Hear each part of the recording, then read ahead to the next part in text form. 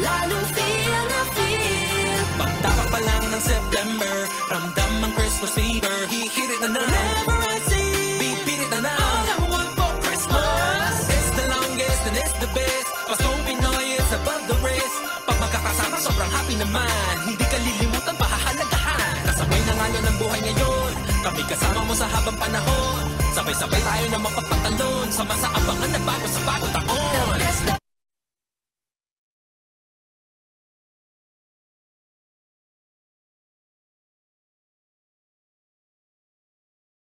That's the best I'm feeling. Tuwing Christmas makapiling, laging feel na feel, laging feel na feel. Damang-dama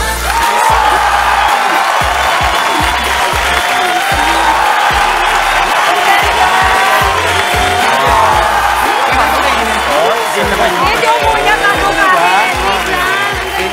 Grabe influencer talaga ito. Diba lahat kami nag-review dito?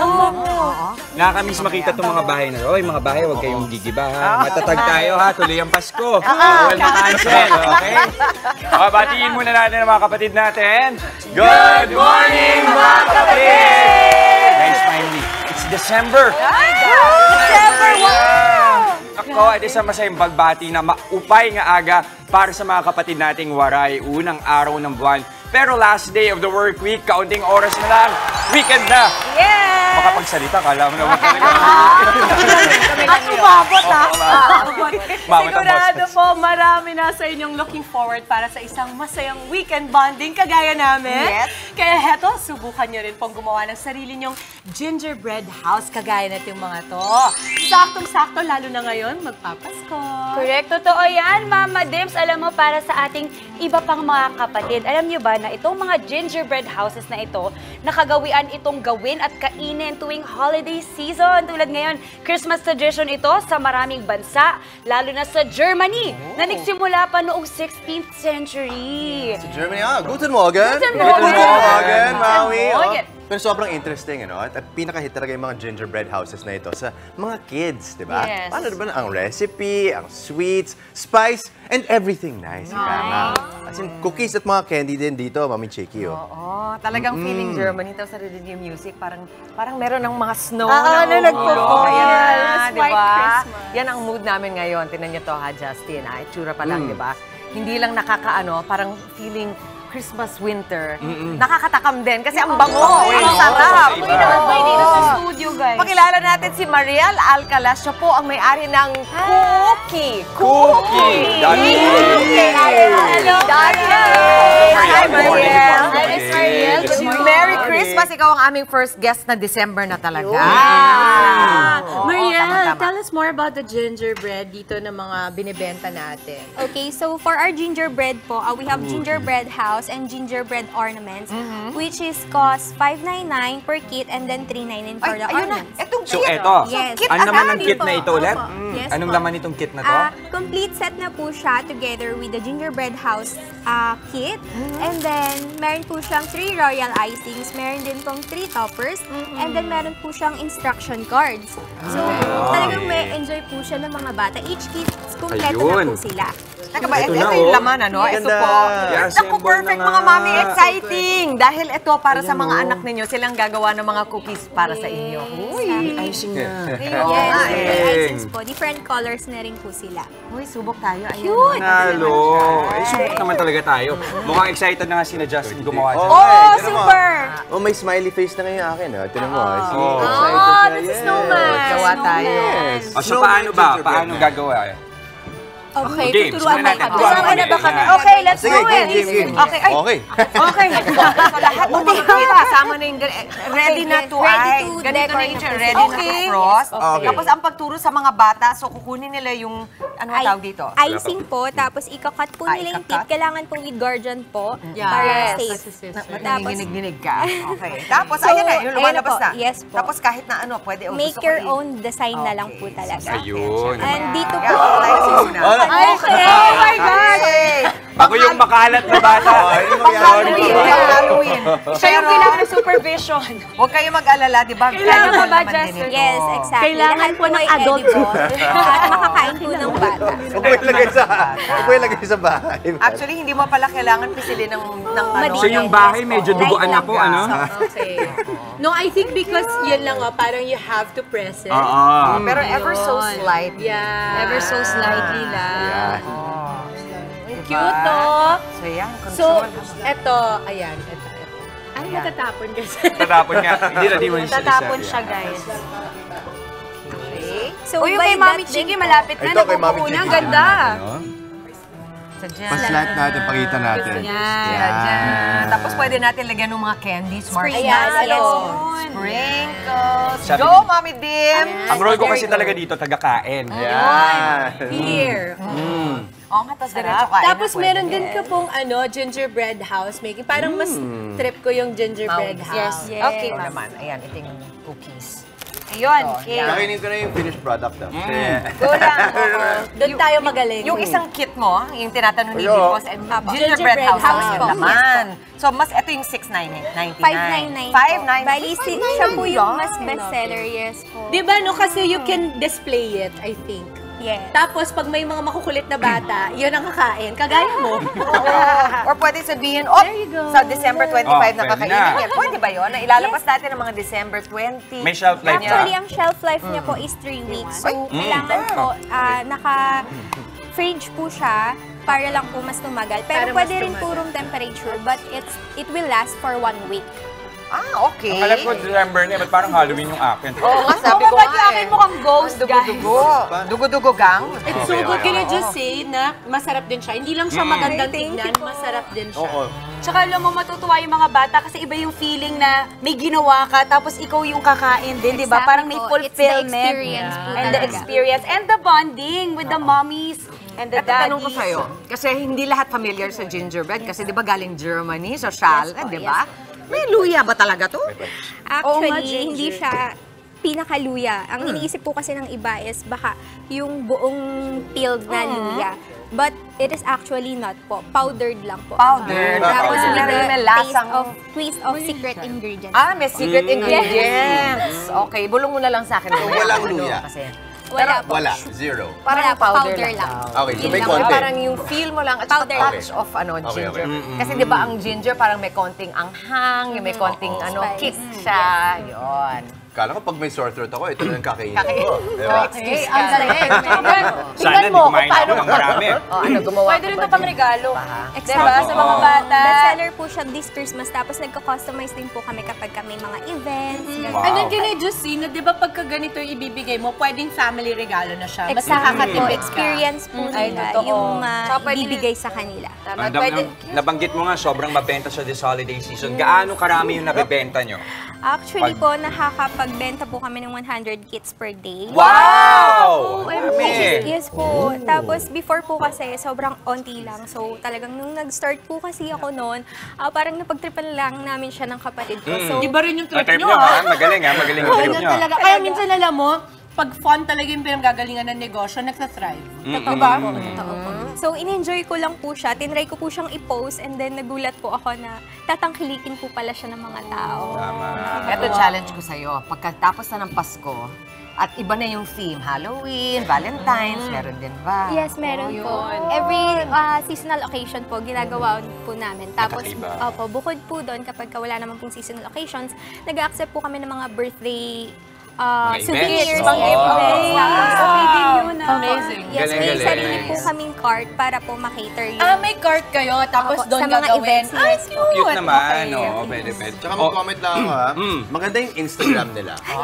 Sa lahat ng mga businesses ngayon, pag gusto mo na maraming orders, I think dapat okay talaga yung social Presentable. Very Yes. presentable. So check nyo at cookie at kuukii.ph. So, speaking of which, paano ba nila kayo makokontak sa mga kapatid natin na gustong umorder sa Okay po. inyo? Sa mga gusto pong umorder, pwede po nyo kami i-DM sa Instagram at cookie.ph.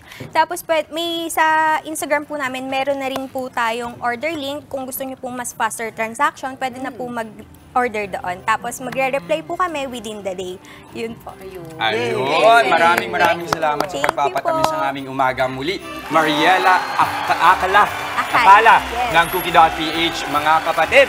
Simulan na ho natin ang pagpapakalat pa ng good vibes. Tara na't salubungin natin ang araw ng may ngiti at pag-asa. Ako po, si Jess De Los Santos. Gawin ng mas yay ang Friday! Magpapasko na po kay Herman. Let's all be merry and bright with positivity. Ako po, si Dimple Sumana. Keeping sweet and kind, mga kapatid, tulad nitong gingerbread. Nakatabi ko na wala ng paa. Budburan pa natin ang isa't isa ng mga inspirasyon at motivation. Ako naman po, si Maui David. At sa mga nakahiga dyan, sarap, no? Pero bago na, ihanda na ang lahat. Kailangan natin ihanda for the day, no? At samahan na ang inyong paborito morning kasalo. Ako naman po, si Justin Quirino. At syempre, mauna sa ating mga balita sa frontline sa umaga, mga may init na update sa ilang pangyayari sa loob at labas ng bansa. Ako po si Chiki Roa Puno. Yan naman ang masayang bati namin sa inyo, mga ate, kuya, nanay, tatay, lolo at lola. Good morning, kapatid! Okay, marami pa tayong ibang inihanda para sa mga kapatid natin ngayong agahan. Simulan na natin, Justin. Yes, alam mo, nauna lang tayo sa dessert, no? Pero may bibida pa nating negosyo mamaya. Panghandaan naman. Ang heavy sa sarap at heavy sa dami. Another Boodle Feast ang titikman natin sa Kitang-Kita.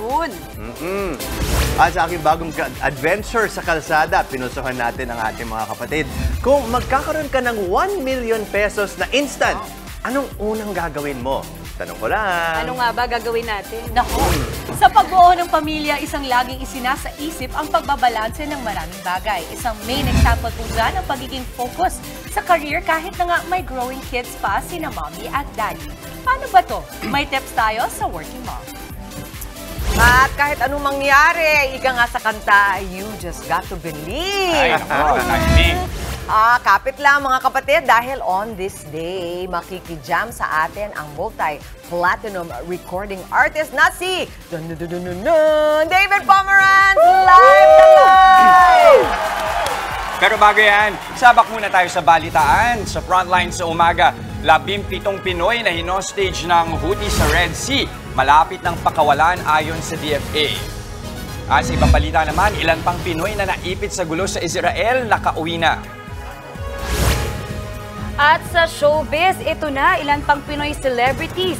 Ikinalungkot ang kumpirmasyon ng hiwalayan ni Catherine Bernardo at Daniel Padilla. Dimple Romana, magsasalita na, yan na. Eto na.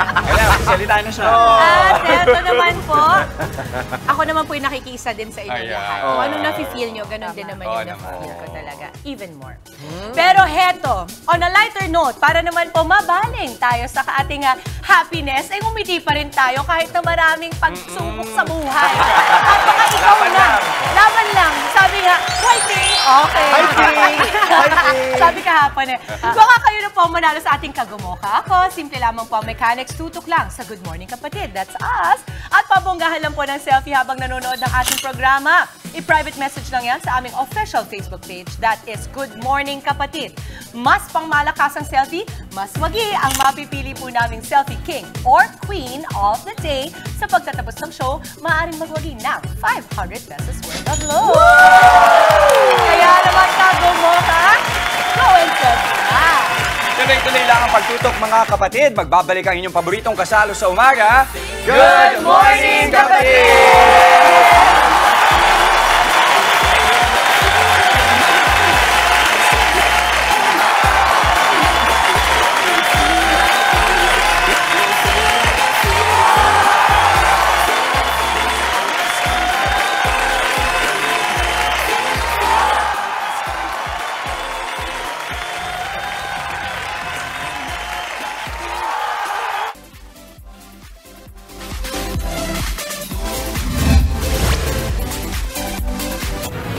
Narito na mga umaaksyong balita ngayong araw. Ihahatid namin mula mismo sa frontline sa umaga. Ika-10 batch ng mga Pinoy na umuwi matapos maipit sa bakbakan ng Israel at Hamas, nakauwi na ng Pilipinas. Lalaki nagbebenta ng hindi lisensyadong baril arestado sa Quezon City. Isa na namang Cessna plane nawawala matapos lumipad mula sa Kawayan Airport sa Isabela. Grade 11 student patay matapos barilin sa loob mismo ng paaralan niya sa Pikit, Cotabato. Mga netizen at kapwa nila artista na pareak sa hiwalayan nila Catherine Bernardo at Daniel Padilla.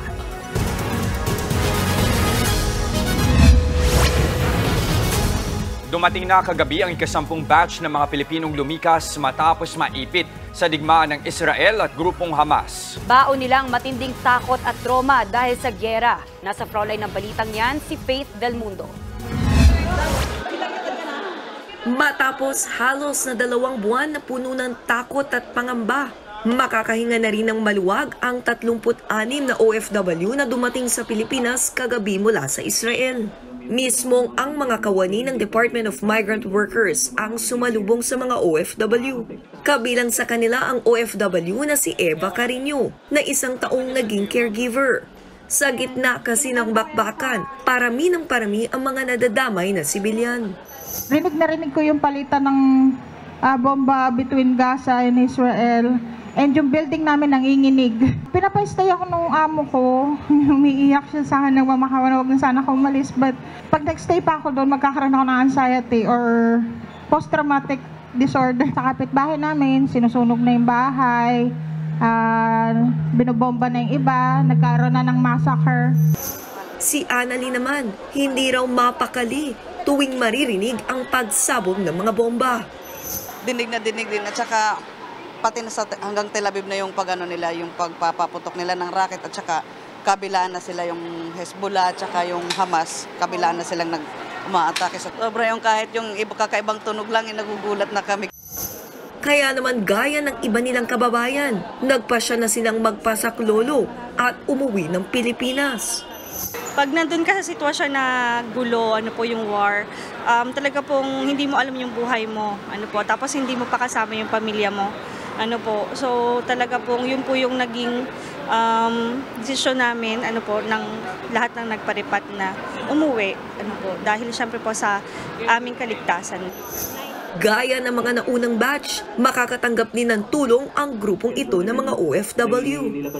These 36 OFWs receive various types of assistance from different departments and agencies of the government under the whole of government approach. Meron po silang tinanggap na 50,000 each. Pag dating nila sa kanilang mga probinsya, may naghihintay naman sa kanilang reintegration package assistance for OWA members active and inactive para makatulong sa kanila sa pagnenegosyo. Ngayon, nandito na sila sa Pilipinas. Sa pinakahuling tala ng DMW, 335 na OFW na ang naiuwi sa Pilipinas mula nang umarangkada ang repatriation nitong Oktubre. Nagbabalita mula sa Frontline, Faith Del Mundo, News 5. Malapit na raw palayain ang 17 Pinoy seafarers na hinostage ng grupong Houthi sa Red Sea. Ayon sa Department of Foreign Affairs, nasa mabuting kondisyon ang mga bihag na Pinoy. Kahapon, kinansela ni Pangulong Bongbong Marcos ang pagdalo dapat niya sa COP28 Climate Change Summit sa Dubai, United Arab Emirates. Yan ay para tutukan ang pagpapauwi sa ating mga kababayan. Matatanda ang kabilang sila sa 25 crew ng Israeli cargo vessel na hinijack ng Houthi at dinala sa Yemen noong nakaraang linggo. Kaya binubuo natin ang isang delegasyon para pumunta sa kanila at makipag-usap dun sa mga may hawak sa kanila para makauwi na sila. Arestado sa Quezon City ang isang lalaking nagbenta umano ng mga hindi lisensyadong baril. Todo tanggi naman ang sospek sa krimen. Nasa frontline na balitang yan, si Ian Suyu.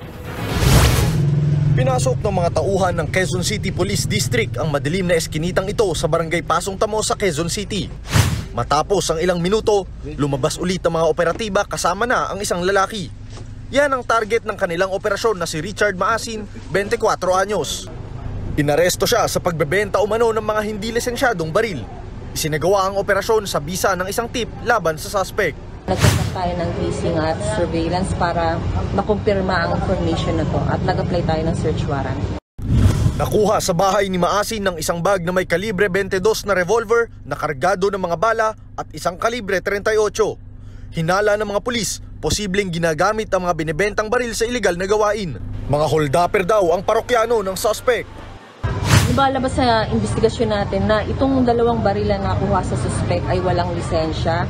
Kaya isasailalim to sa ballistics examination para malaman natin kung ang mga baril na to ay nagamit sa iba pang klase ng krimen. Nang dalhin sa presinto, napag-alaman na dati na ring inaresto si Maasin dahil naman sa illegal gambling. Mariin namang itinanggi ng suspect ang mga paratang. Hindi po sa akin yun. Hindi po. Hindi ko po binibenta yun. Hindi mo ginagamit? Hindi ko po ginagamit yun. Nahaharap ang suspect sa reklamong paglabag sa Comprehensive Firearms and Ammunition Regulation Act. Nagbabalita mula sa Frontline, Ian Suyu, News 5. Sa Quezon City pa rin, isa ang sugatan sa banggaan ng kotse at motorsiklo kaninang madaling araw. Palikula papuntang East Avenue ang rider nang malampasan niya ang service road sa ilalim ng Kamuning Flyover.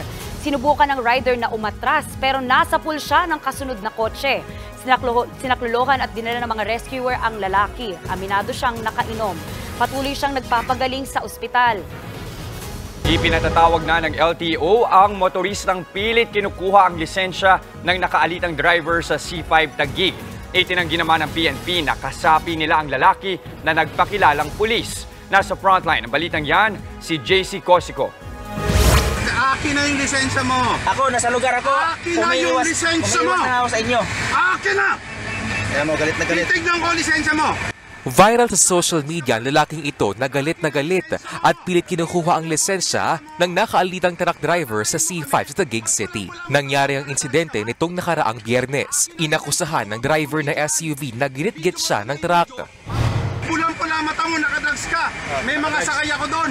Kahit videohan mo ako dyan, ikaw ang wala sa linya, papatayin mo pamilya ko. Akin na lisensya mo! Akin na lisensya mo! Tinangkapan itong kunin ang cellphone ng truck driver. Akin na lisensya mo. Nanginginig na ako sa'yo. Akin na. Hintayin na lang natin.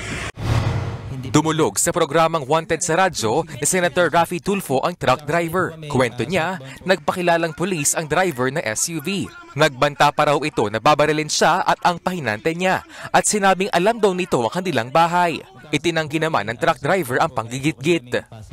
Nakasabay ko siya. Ngayon po, parang may truck na nakapark doon sa unahan. Nakalampas na po ako sa kanya. And napansin ko po si sir na para pumapasok. Nilugaran ko pa siya. Ngayon mamaya, umabol sa akin, hinarang ako kasi ginit-git ko daw siya. Naglabas siya ng ID, kinakaway sa amin. Huminto daw ako at pulis siya. Itinanggi na ng PNP na pulis ang nag-viral na motorista. Tanging mga authorized personnel lang din daw, gaya ng mga uniformadong traffic enforcers at tauhan ng Land Transportation Office at mga otorisadong pulis ang pwedeng humingi ng driver's license ng mga motorista. Yung mga ganong pananalita, there's already indirect simulation of authority. Pag ang isang tao ay hinihingi sa'yo ang isang lisensya na ikaw ay sa sibilyan at ikaw ay minumura, ay doon pa lamang po ay may red flag na po tayo na hindi siya dapat ginagawa niya yon. Tukoy na raw na PNP ang pagkakakilanlan ng naturang motorista. Posible itong maharap sa reklamong grave threat at usurpation of authority. Ipinatatawag na rin siya ng Land Transportation Office o LTO.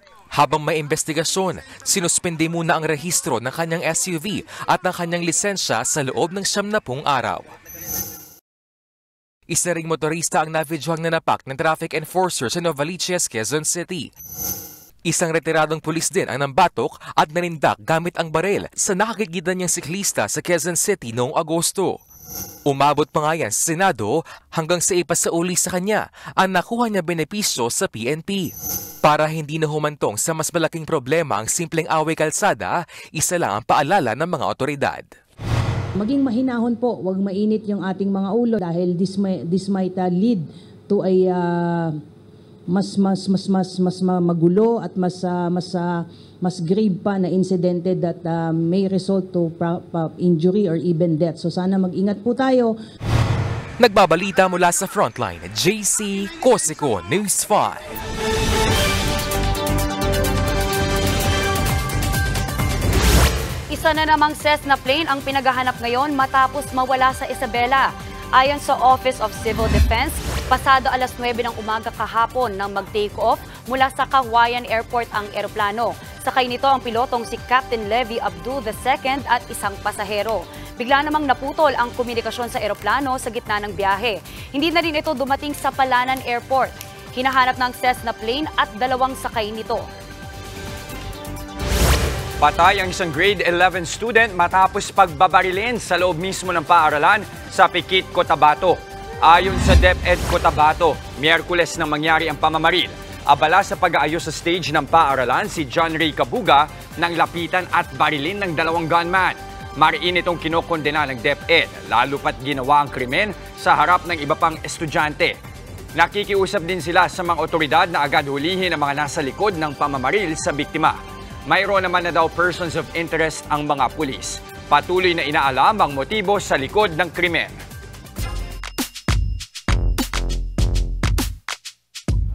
Nanalo na sa wakas ang Galleries Tower High-Riser sa PBL All-Filipino Conference. Yan ay matapos nilang ungusan ang Juror Floor Defenders.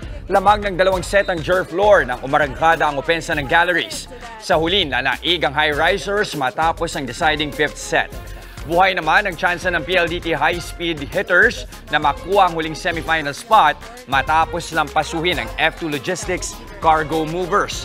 Tinalo nila ang F2 sa 3 straight sets. Parehong 6-4 ang record nila ng Petrogas Angels. Nakadepende ang kapalaran ng PLDT sa magiging resulta ng huling laban ng Signal HD Spikers.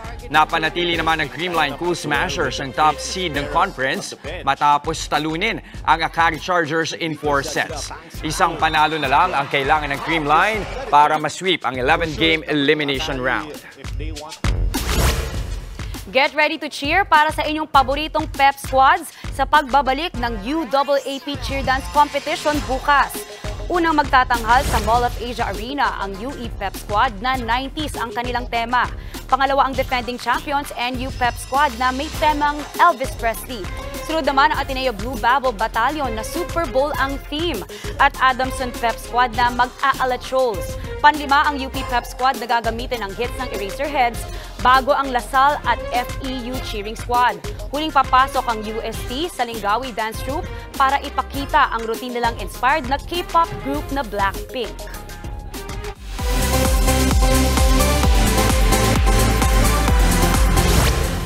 Let me just take 2 seconds bago po natin basahin ang balitang to para makahinga naman ako ng konti. Hindi pa rin po makapaniwala mga netizens sa pasabog nila Catherine at Daniel na hiwalay na sila kahapon. Pati mga kapwa po nila artista, kagaya ko, ay apektado rin. Nasa frontline po ng balitang to si MJ Marfort. Single ka, di ba? Paramdam mo sa mga... Hiwalayan ng taon na kung ituring ng mga netizen ang panggulat na breakup nila Catherine Bernardo at Daniel Padilla. Nagtrending pa online ang hiwalayan ng Katniel sa dami ng fans na napareact.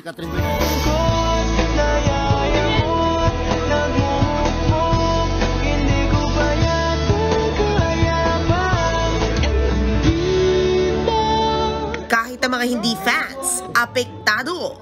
Pero hindi lang sila ang nasasaktan sa hiwalayan ng Katniel. Pati ang kasamahan nila sa showbiz, grabe ang lungkot sa nangyari.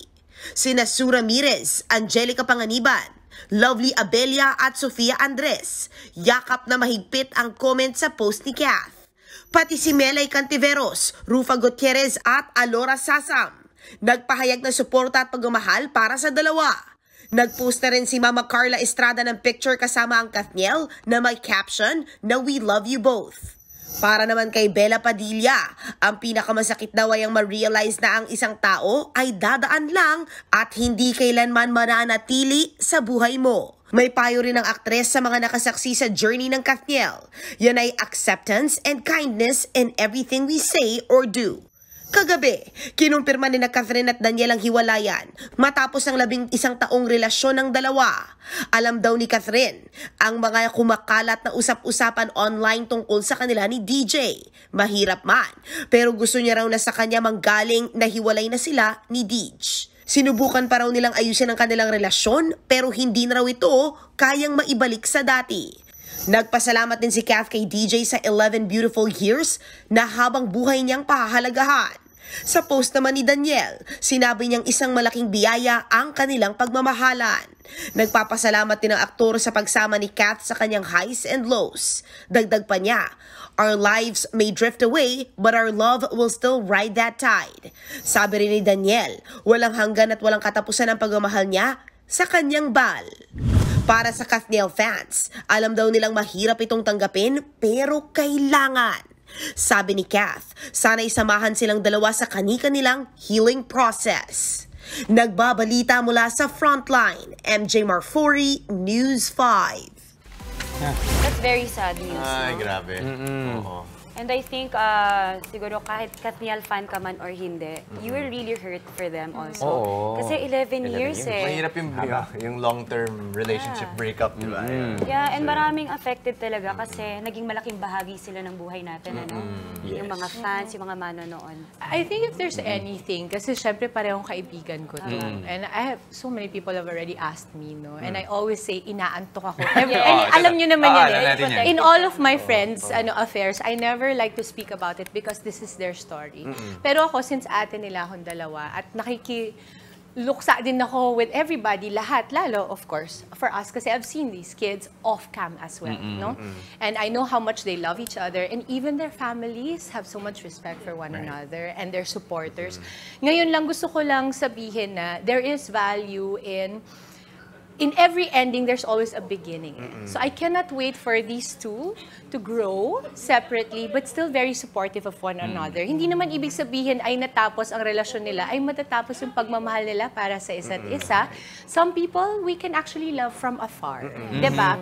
And also, ang ganda nung pagkaka-breakup nila and how they related and communicated it kasi ang ayos na naibigay sa atin. Malungkot, masakit, pero napakaayos ng breakup na to. And don't we always just want a breakup or an ending that is put lovingly this way? Yeah. Diba? Totoo. Ba't ako naiiyak?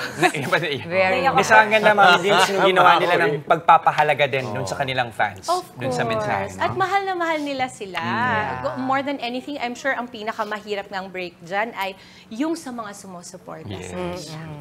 Ay, masaya sa akin lang, magaling sila parehong artista. So, Yes. huwag nilang kalimutan that there is that aspect of their life. Sa bata pa, there's so much more love to give. Hindi, tsaka alam mo yung mga fans nila, sobrang supportive sa kanila. Kahit hindi na sila love team, I'm sure will still be there for both of them. Definitely. So, we look forward to more growth in your career. Pero ano Ayan po kasing nangyayari, di ba, Ate Chika, ang daming hiwalayan ngayong Di ba, Ale? You have to believe, ha? You've got to believe. Kaya abangan mamaya, ha? Sama-sama tayong ma-inlove pa rin sa mga awitin ng multi-platinum award-winning artist na si David Pomeranz. May jamming session tayo ng kanyang hit love songs. Pamaya po yan. Anong mas pipiliin mo? Pamilya o karera? Napatunayan ng nakilala kong power couple na kaya nilang balansehin pareho. Ang kanilang kwento aabangan natin mamaya sa Working Mom.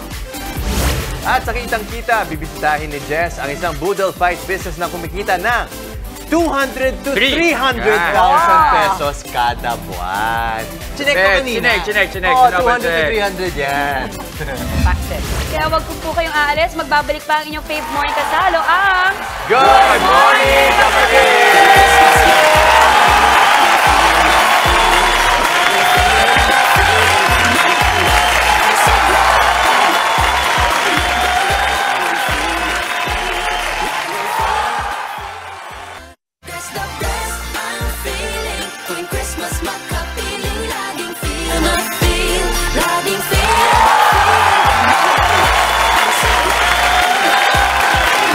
O mga kapatid, alam niyo, pag panahon na nagluluksa tayong lahat, ang pinakamasayang gawin, kumain na lang, di ba?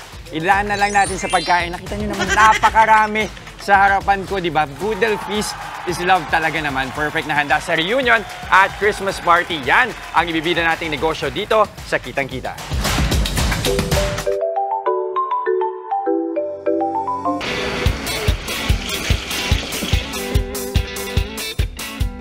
Karaniwan ng salo-salo bonding ng mga Pinoy ang boodle fight. Mapa seafoods man, barbecue o itlog na maalat, siguradong pagpepiestahan ng lahat.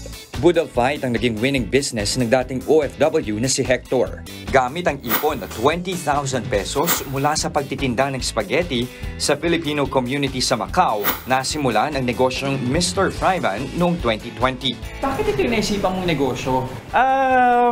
Siyempre, number one, pandemic business nung business ko. So, food lang yung talaga yung nag-survive nung pandemic. Maraming nagsara, pero yung pagkain, yan yung hindi mamamatay. Mahirap man sa simula, tiwala sa sarili at produkto ang naging susi ni Hector para mag-click ang kanyang Boodle Fight business. Sa bahay lang to, di ba? Bahay pa lang eh. At ano yung mga nagsimula kayong putahe? Chicken, mga ano muna, fried chicken. Fried chicken, crispy pata, yan, pa isa-isa lang. So, nung nilabas namin yung mga Boodle Fight, doon na kami nag-start makatanggap ng maraming order. Swak na swak ang kanilang Boodle Fight trays sa anumang okasyon at special get-together. Sa kasalukuyan, mayroon ng 4 na kitchen hub ang Mr. Fryman. Yung food kasi namin, yes, basically mga fried foods. Pero what we do is talaga yung quantity, hindi kami nagbawas. Yung sarap, yung lasa, yung ingredients, di namin binawasan. 300,000 pesos kada buwan ang kabuang kita ni Hector. Tunay na lasap na niya ang sarap ng kanyang pinagpaguran. Ang tanong, malasap ko rin kaya ang sarap ng Boodle Fight? Sarap. Lalo, diba? Masarap ba? Pakita lang natin yung kanyang cheesy. Sarap. Ayan, no? Baked ito, no? Yes. Perfect din ito pampulutan. Diba? Panalo? Panalo nga. Oy, yan Siyempre. Baked tahong. Cheesy baked tahong. Nakakagutom. Para kay Hector, everyday is a learning process. Higit sa lahat, bawal din daw ang mga salitang, I quit. Never give up. Hindi lang sa business, sa kahit anong ginagawa natin sa buhay. Kasi the moment na huminto ka sa ginagawa mo or bumigay ka sa ginagawa mo, hindi mo na makikita yung solusyon para mag-expand yung negosyo mo. Alright, kasama natin ngayon ang buong Tikim Squad. Yan naman, napakarami. Di ba? Habang abala sa pagkain ng lahat, tawagin na rin natin si Sir Hector ng Mr. Fryman. Hector, good morning! Hello po, hello. Good morning! Good morning po. Kamusta? Tagal na natin nung huli tayo nag-usap. Kamusta ang negosyo so far? Lalo na so far, okay na okay po siya, sir. Okay na okay siya. Dumadami bang orders? Gaano?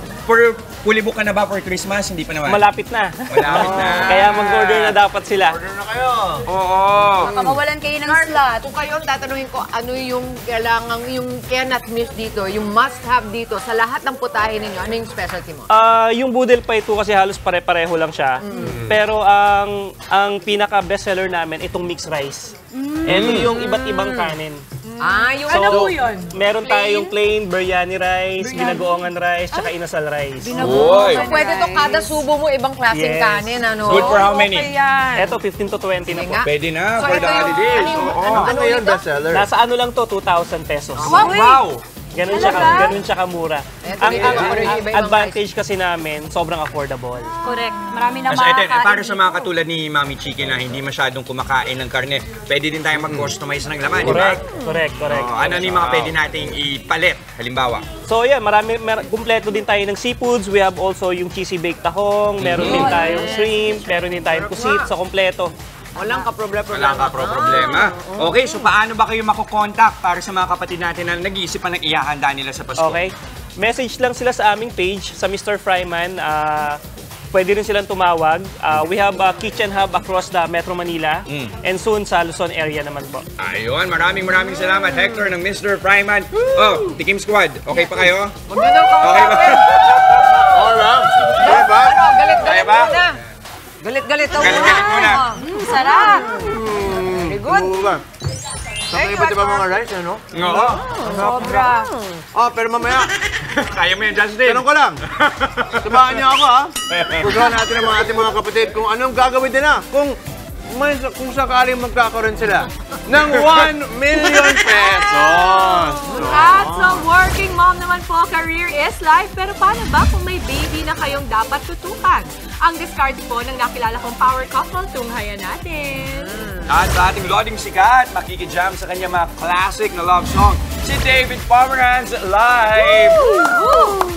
Huwag kayong aalis, magbabalik po ang paborito ninyong morning kasalo ang Good Morning Kapatid!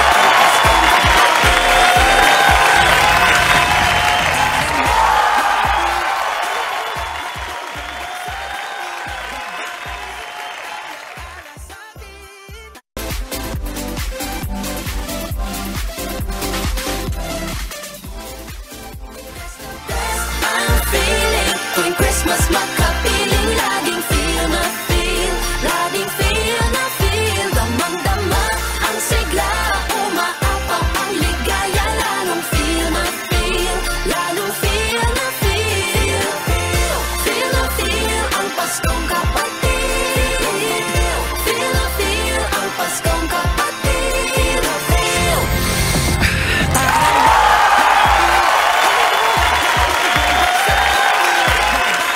Mahirap bitawan ang karera kapag naabot mo na ang life goals mo. Pero sabi nga nila, family always comes first. Yan ang motto ng nakilala kong power couple. Heto po, panoorin natin.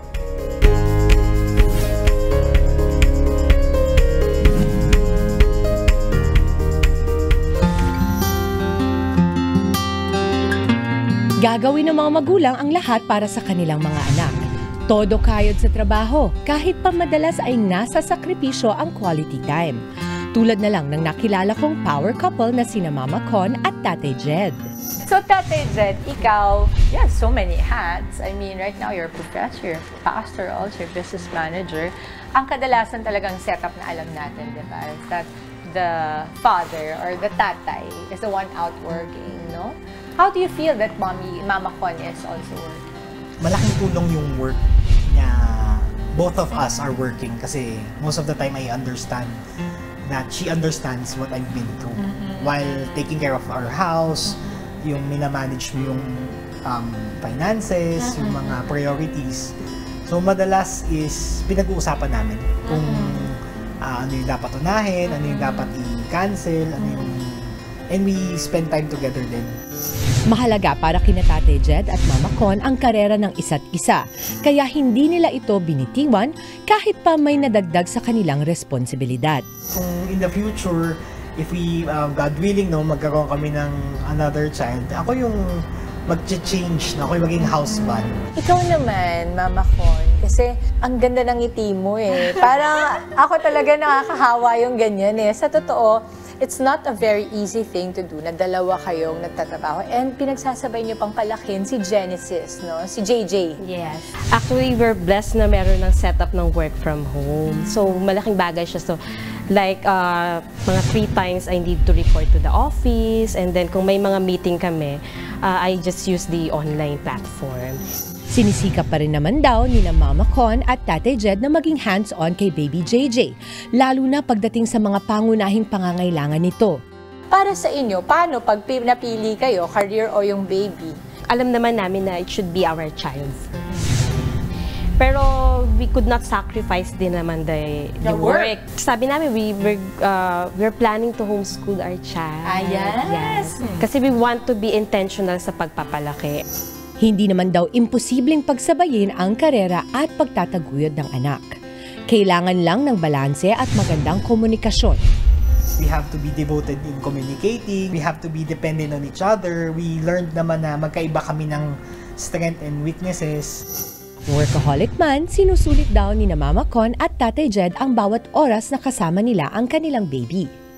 Sa akin, you have to be intentional sa kung ano yung gagawin mo. And in terms of time, we want it na, aside from quantity, mas okay yung quality. Totoo yan. Ang hirap kasi yung nandun ka, pero you're doing things na hindi naman nakafocus sa anak.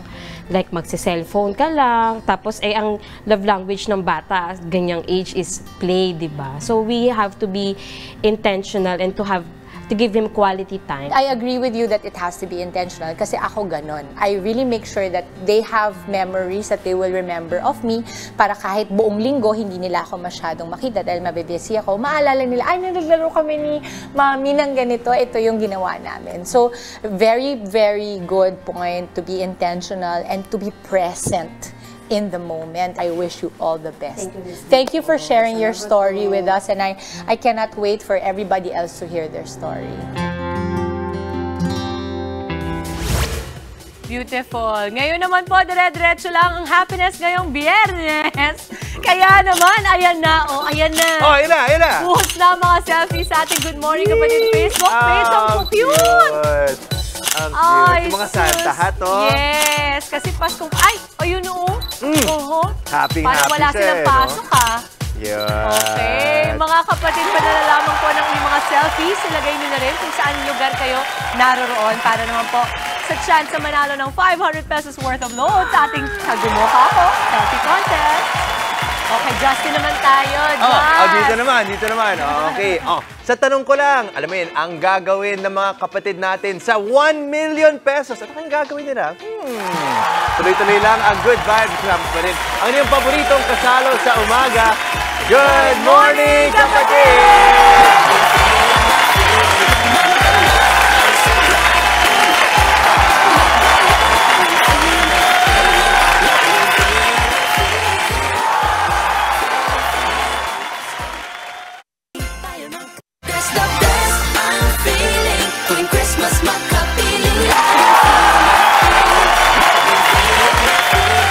Nagbabalik po ang Good Morning, kapatid! Ikaw, na-affected pa rin sa hiwalayan sa showbiz. Ako rin eh. Ikaw, nawala pa rin ambag sa outing mamaya. Naku po. At ikaw, na laging absent sa practice ng Christmas party dance nyo. Uy, wala likod ko na lang siguro. Nasabi. Tanungan muna tayo, mga kapatid. Anong gagawin mo sa 1 million pesos? Tanong ko lang.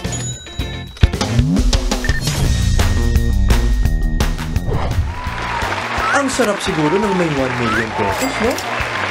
Ang dami mo magagawa. Tanong ko lang, kung may 1 million pesos ka, anong gagawin mo? Kuya, tanong ko lang, kung may 1 million pesos po kayo, ano yung gagawin nyo? Siyempre po, ibabaan ko para sa mga bata. So kuya, kung pipili po kayo, 1 million pesos o good health para sa inyo? Good health na lang po. Good health na lang. Bakit po good health ang mas importante sa inyo? Siyempre po, kung may 1 million ako, ang may sakit naman ako, di doon lang din mapupunta yun. Siguro negosyo kasi meron na akong bahay. So, yun na lang. Meron ka na bahay ngayon? Oo. Ano yung pipiliin mo? 1 million o masayang pamilya? Siyempre, doon ako sa masayang pamilya. Kasi yung 1 million is kayang kitain yan. Yung masayang pamilya, mahirap palitan yan. Ay, siguro, sir. Panggagawa ko siguro, sir, ng bahay, sir. Okay. Gagawa ng bahay. Saan? Sa probinsya po, sir. Saan probinsya yan? Bicol po, sir. Sa Bicol.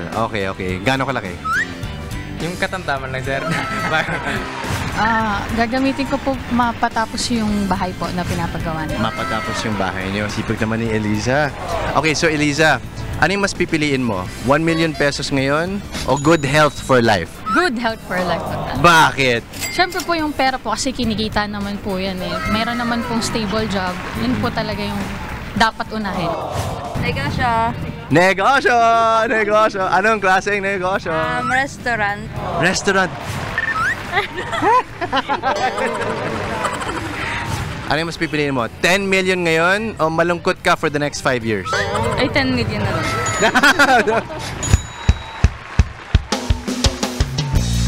Hanggang sa susunod na tanungan, ako po si Justin Quirino para sa Tanong Ko Lang.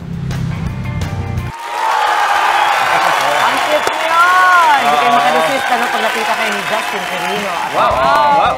Mas lalo na hindi mare-resist kung may dala talagang 1 million si Justin. Ayun! Abangan yan! Sa kalye ha, basta kantayin niyo si Justin. Abangan! Abangan. Biglang ilag. Parang tambangan yun eh. Ito ha, sa aming pagbabalik, you have got to believe na magbabalik tanaw tayo sa nakaraan. Dahil eto na, natin ang internationally renowned singer-songwriter na si David Pomeranz live! Tuloy-tuloy lang ang happiness at kilig ngayong umaga. Dito pa rin sa inyong Happy Morning Kasalo. Good morning, kapatid!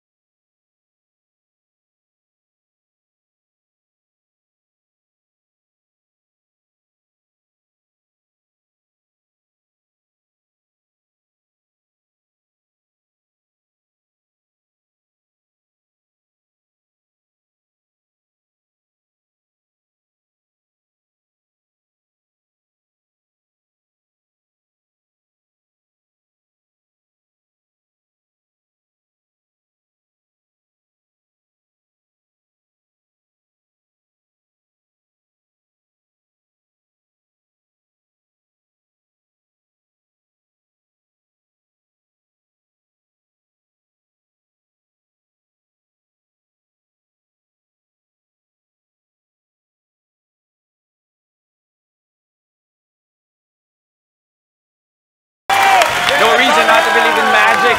Mga kapatid, internationally renowned singer-songwriter David Pomeranz. Oh, what an honor! Oh, my goodness. Oh, wow. Hello, hi.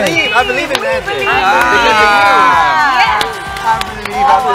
David, this is your 40th anniversary of touring in the Philippines, which means you started singing at age 2. Thank you. No, but I think more than anything, this is testament to how much you love the Philippines. Because And we how love much we you love just you. as much. Thank you, thank you. Why is that? Oh, that's for sure. I don't. Is this on? Yes. Yeah. Hello, hello, testing. Yes, we got you. Okay, so. You know, I think probably because we share a vibration. The vibration is musical. And it's the beautiful melody, the nuanced lyric, the very specific lyric. And it's something we both love. I love to write it. I love to sing it. And the Filipinos seem to love to listen. Sing it with you. And sing it with me, yes. Absolutely. Yeah. You know, your songs, Sir David, it's like it has captured the hearts of the Filipinos. That's right. You and your songs. Thank you. Like for every part of our lives, there's a theme song something that you've written. Yeah. That's right. Yeah. It's beautiful. But I know that you love the Philippines. Any particular place that you keep coming back to every time you're here? In the Philippines? Yeah. Well, you know, in Manila, I have so many friends. Right. So I like to stay with them when I can. I kind of try to skip the hotels whenever I can. Yeah. There's a lot of that. But that's a good question. I want to go to Palawan. I've not. That's beautiful. Wow. You want to go to El Nido, Puerto Princesa? Yes, please. Yeah. After the show can we go, please? Yeah. We are going. Goodbye. Well, you are going to be going to 11 different. You're going to have 11 different shows all over the country. Right? Yes, that's right. That's right. What are you excited most? Well, I'm excited because it's the 40th anniversary. All that means is it's like, oh my gosh, look what we've done together. Wow. And I wanted to go to the provinces and say thank you. I wanted, instead of just kind of be kind of aloof and, you know, I mean, here we are in Manila and all that. We're going to do Manila at the Newport Theater on December 8th, but we're also going to do all of these 11 provinces, and it's going to be so much fun. Yeah. So much fun. Speaking of which, you know, the Philippines is known to be a karaoke country. Yeah, that's true. So whenever you do your concerts, do you find that the crowd sings louder than you do? Yeah. Well, sometimes, like I do a 2-hour show usually. Yeah. So around an hour and 40 minutes in, I go, you sing. I'm gonna sit here, What's the most requested? smoke a cigar, and That's what I'm curious about, sir. Which is the song that they sing the loudest most too? Well, that's interesting. I think the old songs. Like Born for The You? old songs. The old songs. That's the title. Yeah, the old songs. Maybe the old songs. Yeah. They like that. Old times. See, like this. See? You guys do it. See? This is already a Second generation. already. But are you surprised? Can you see at least? Are you expecting younger guys or girls at least in the audience once you perform, once you start your tour? Yeah, it seems like that it's just people like my songs. It doesn't matter what their age is or what their backgrounds are. So yeah, I'm anticipating it'll be all ages. Yeah, you've been doing this a long time, so I'm sure you have already observed really how music has evolved, not just in the Philippines, but you know, everywhere. Yeah. Is this something that you kind of take to heart or apply to your own music also? Absolutely. I mean, I'm a fan of pop music. I'm a fan of all music. I listen to theater, I listen to jazz, I listen to rock and roll. And pop music, there's some very interesting things happening in pop music. And I listen and I go, I see what they're doing there. So it's like it's David Palmer's rapping now. But I mean, even when you listen to like Billie Eilish or something, you know, it's sort of like, you know, what is that? And you so, wait a minute. What is that? Yeah, that's actually beautiful. You just walk into it, you know. And go, give me that, you know. Yeah. So I'm learning. Speaking I'm learning of which, always. I mean, you know? we're excited about the 11 shows, but is there anything else that we should be excited about when it comes to David Pomeranz, the Filipino fans at least? Well, I can say I'm working on a musical. Okay. With a wonderful book writer named Lisa Mactoto, who wrote Rack of Ages. Rack of Ages. And we're cooking up something very exciting. We can't say much about it, but it's going to be great. Original music. We are looking forward now. Tell us more about the upcoming tour. There it is, the Coming Home Tour. So this is the 40th anniversary tour, the 40th year since I first came here. Wow. Kickoffs at Zamboanga at the KCC Convention Center, December 3. Cagayan de Oro at the Lumkekay Mall on December 4. Pangasinan at the Pan Pacific University Events Center, December 5th. Am I going to do all this? And sign up for that? And then thank you. And then we rehearse a bit, and we'll do Manila at the Newport Performing Arts Center Theater, December 8th. Bicol at Albay Astrodome on December 10th. Calapan, Mindoro at the Calapan City Convention Center on December 12th. The Tacloban at the Summit Hotel on December 15th. How do you say that? Maguindanao. Maguindanao del Sur. I always get that wrong. Maguindanao del Sur at the Mangrove Grove at the South on December 13. Samar at Calabayang City Sports Center. Pardon me. City. Samar at Calabayang City Sports Center on December 17. And Iloilo at Iloilo Convention Center on December 19th. And December 20th, I'm going to go to bed. Sounds great. Are you going to be spending the holidays here with us as well, or you'll be flying back? No, I want to go back to my family. My wife and son are back there. So. Hello. And my mom. And my mom is brought to you by Dr. Carl Balita Productions and Dr. Carl E. Balita Review Center, Elementia, and DMC Philippines. That's right. And the provincial shows are co-produced, presented by Astoria Hotels and Resorts. For tickets, visit the David Pomeranz Coming Home Facebook page. Wow. There you go. Okay, but before all those 11 shows, David will be staying here in TV5. He'll be guesting later at One Balita Pilipinas and EAT. Yes, sir. All right. You all day. And we're so excited because you really covered the entire country. You went Luzon, Visayas, Mindanao, and I'm sure the whole country is very happy. We're all very, very excited. Now, this time, this is also something we are very excited about every single day. May nanalo na po sa ating Kagumawa Ako Selfie Contest. Congratulations to Rosalyn Hineta mula sa Bulacan. December na. Hintayin lamang po mensahe namin sa Makim ang inyong load. And that is it para sa ating Extra Sweet Friday. Spread happiness lang po mga kapatid. Shout out sa ating mga kapatid sa Radyo 5. Yes. Sa Davao 101.9 True FM. Happy 11th anniversary! Isang makabuluhang umaga na naitid namin sa inyong mga tahanan. 24 days subo, Pasko na. Ato nga, batiin pala natin. Congratulations sa ating reporter at sa anchor na si Mea Los Banos. Congratulations sa kakasama siya bukas! Sana nag-enjoy kayo sa aming pakulo this morning. Kita-kits pa rin po tayo sa Lunes, mga kapatid. Gawing habit na ang pagtutok sa amin every morning para siksik ang araw ninyong sasaya at impormasyon. Mga mainit na balita na naka-inspire ng mga kwento yan at marami pang iba. Kasama inyong fave Morning Kasalo. Ito ang Good Morning, Kapatid! Happy Weekend!